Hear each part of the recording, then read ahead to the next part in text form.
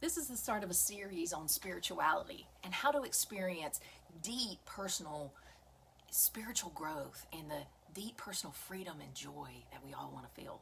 And I want to talk about this because it's a foundational piece of knowing who we are and beginning to live and lead from our wholehearted full selves, which is what I talk about. It's what we were created for. And living and for us to begin to live in the reality of all that's available to us, all that God has promised us, all that He's already given us and said is ours.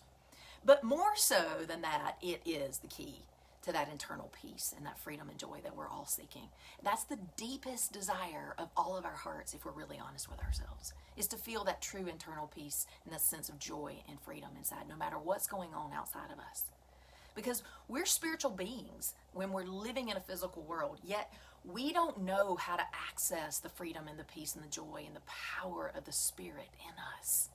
Instead, we live inundated with the physical limitations and the barriers that we experience inside and that we see all around us. And those physical limitations and barriers and circumstances that we see keep us stuck in struggle, survival, frustration, and discontentment, when it really doesn't have to be that way.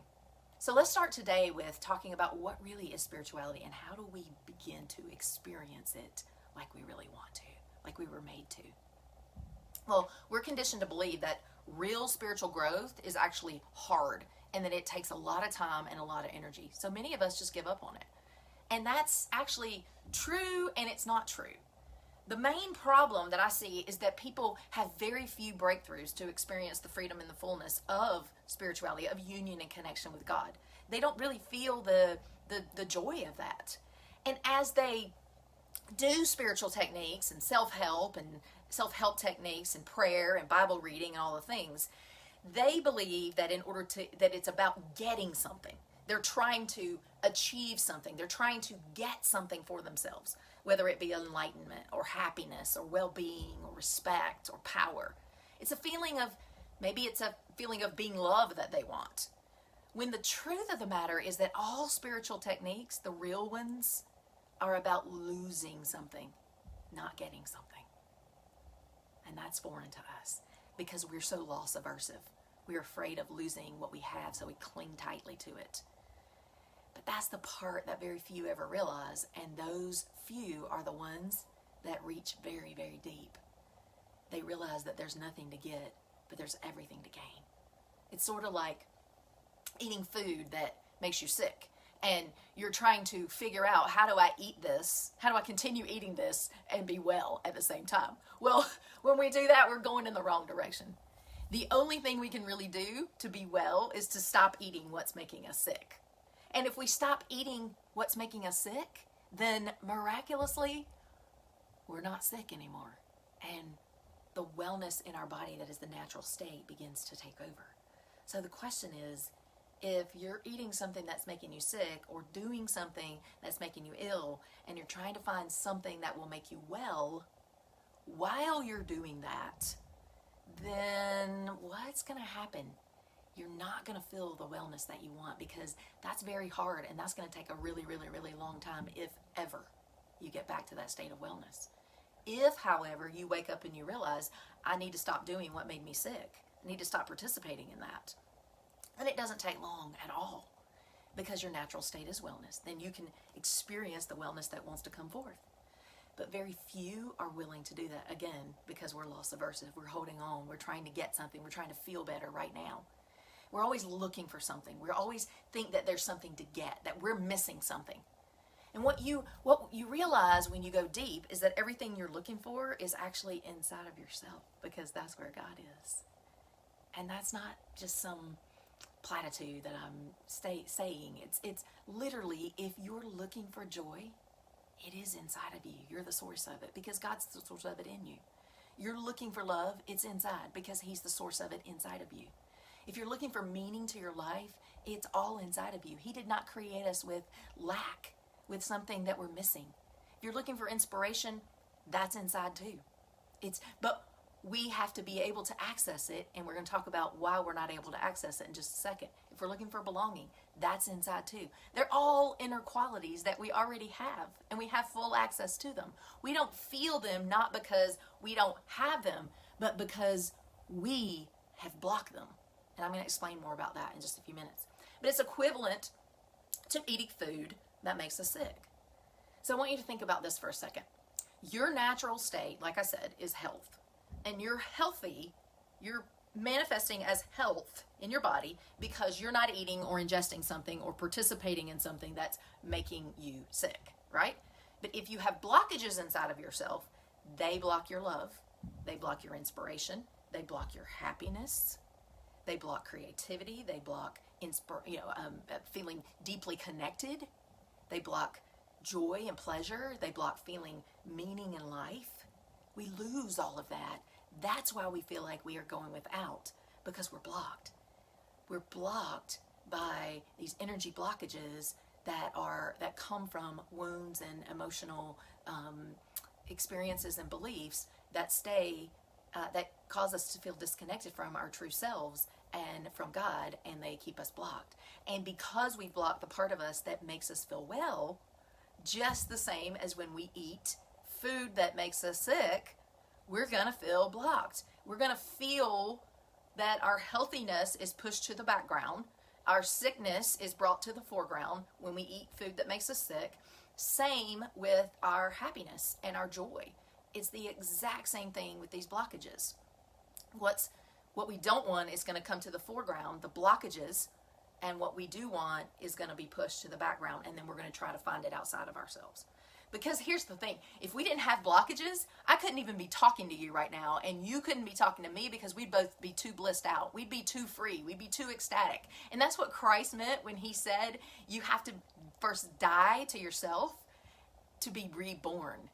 To die to the part of you that's made of these blockages. Die to the part of you that is the I am not versus the part of you that is I am. In order to experience the peace of God and the wisdom of God and the joy and the well-being, the wholeness, the love of God inside of you. So that's the starting point of a spiritual discussion, is letting go of the blockages, releasing what we no longer need that's making us sick.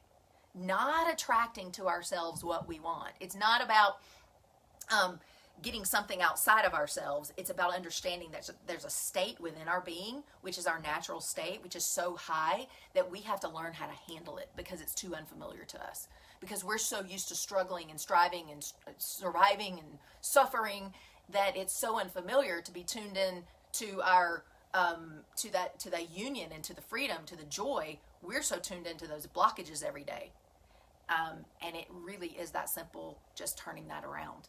The blockages inside of us are holding us down.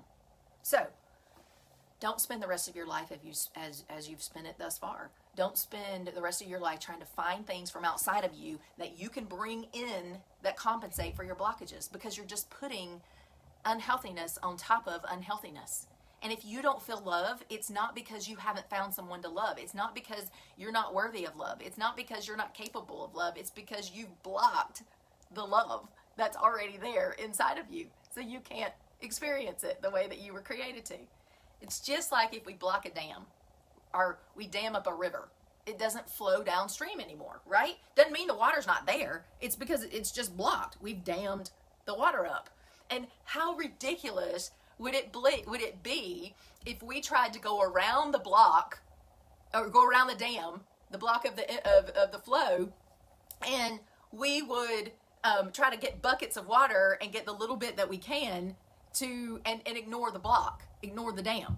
And that's what we do inside. We're blocking the flows just like we block the flow of water. We're just blocking the flow of energy inside of us, the flow of love, the flow of joy, the flow of freedom, the flow of connection with God. So the answer is not to ignore the block and instead run around and try to fill up our buckets with water and all kinds of things that take a lot of effort that don't last and don't fill the desire inside. That's absolutely ridiculous. If we want water, we got to remove the dam.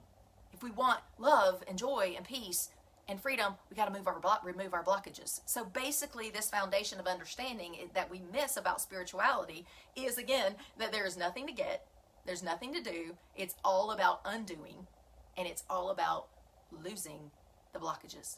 And we're going to talk about this concept next week, and I'll share with you how to know what your blockages are and how to begin to clear them and all the things that you need to know. But I want to challenge you with this first. I want you to notice how simple it is right now, if you let yourself, to let what you really want to feel inside, the state that you want to experience, love, joy, peace, freedom, creativity, notice how it's waiting right under the surface of your heart to come out and to flow forth. Or maybe if you can't feel that, feel how dammed up you feel because of the blockages that you have. Just notice it. Don't judge it. Don't condemn it. And don't avoid or run from them or distract from them anymore. Just notice them.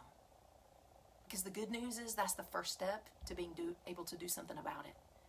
This week, I want you to be as present with your heart as you can. And I want you to notice what's blocking love and peace and joy and purpose from coming forth from your heart. Because you have it in the perfect amount that you need. God is in you. You have union. And we're going to dive into this next week. But for now, just notice what's creating the dam. What's blocking the flow in your heart and your life. Also, notice what wants to flow out of you with ease if you would let it. And maybe that feels scary. But I'll teach you how. But the other thing I want you to notice is what you're going to outside of yourself to try to fill yourself up. What are you trying to attach to? Because we think our attachments are our answer to feel good inside. And actually the things that we are attaching to are creating more bondage for us. And we're missing what's already in us while we try to keep those attachments and we stay in frustration. We're going to begin to release this over the next few weeks. Just trust the process, stay with me, and know that it's coming. Everything that you need is coming. And hopefully in moments, just recognize that your heart has been dammed up and begin to release just little bit by little bit what you're striving so hard to get for yourself. And allow some of the flow of love and peace and joy to come back in. You already got all the water you need inside of you. It's already here. You have it because God's in you. Everything you could want in fullness and in wholeness is right there, already here. And if you want to dive deeper into your blockages and into your attachments and begin to free yourself from them so that you can feel the true flow and live in true freedom, peace, joy, purpose, love, and wholeheartedness so that there are no more blockages and nothing stopping you from experiencing the inner peace and joy and freedom that you really want, click that button below and I'd love to guide you there.